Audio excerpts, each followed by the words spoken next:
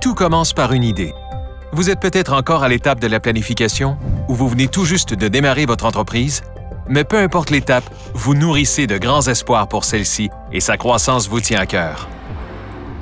Comme vous savez, le succès est loin d'être garanti. Démarrer une entreprise est risqué, car il n'y a pas encore de marché éprouvé pour votre produit ou votre service et les revenus sont nuls ou limités.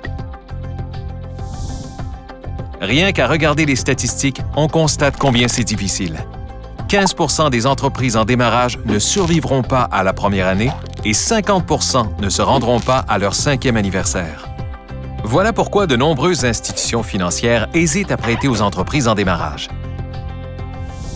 Mais gardez espoir, il existe des sources de capitaux potentiels pour votre entreprise. Examinons ensemble les différentes sources de financement. L'investissement personnel. Dans le démarrage d'une entreprise, le premier investisseur, c'est vous, en investissant votre argent ou en mettant un bien personnel en garantie. Les investisseurs aiment voir que vous êtes pleinement engagé et prêt à prendre le risque. L'argent des proches. Il s'agit d'argent prêté ou investi par des membres de la famille ou des amis. C'est ce que certains investisseurs appellent des capitaux patients, car le remboursement est moins susceptible d'être exigé en cas de problème. Les subventions. Une subvention est une somme d'argent accordée sous condition par des organismes gouvernementaux. Vous n'avez pas à la rembourser si vous l'utilisez selon les termes de la subvention. Les anges financiers. Les anges financiers sont habituellement des personnes fortunées qui investissent directement dans de petites entreprises.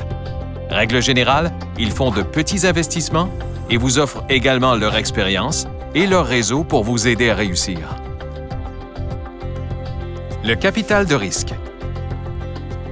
Les investisseurs en capital de risque investissent dans les entreprises en démarrage les plus prometteuses, dans les secteurs en forte croissance axés sur la technologie.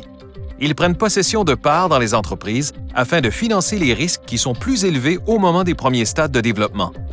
Ces derniers investissent de plus gros montants que les anges financiers, soit généralement plus de 1 million de dollars, et s'attendent à obtenir un meilleur rendement. Les prêts. Les prêts bancaires traditionnels sont difficiles à obtenir pour les entreprises en démarrage, mais c'est toujours possible. Certains programmes gouvernementaux garantissent les prêts des institutions financières aux entrepreneurs. Des organisations se spécialisent également dans les prêts aux nouvelles entreprises. Par exemple, si vous êtes un jeune entrepreneur, renseignez-vous sur Futurpreneur. Vous devrez peut-être combiner plusieurs sources de financement pour obtenir l'argent dont vous avez besoin. Gardez à l'esprit que vous devrez convaincre les gens que vous avez une bonne idée d'entreprise et que vous êtes la bonne personne pour en faire un succès. Vous devez donc avoir un plan d'affaires solide, faire preuve d'engagement et de détermination. Parce que votre entreprise, quelle qu'elle soit, est votre porte d'entrée vers un avenir brillant.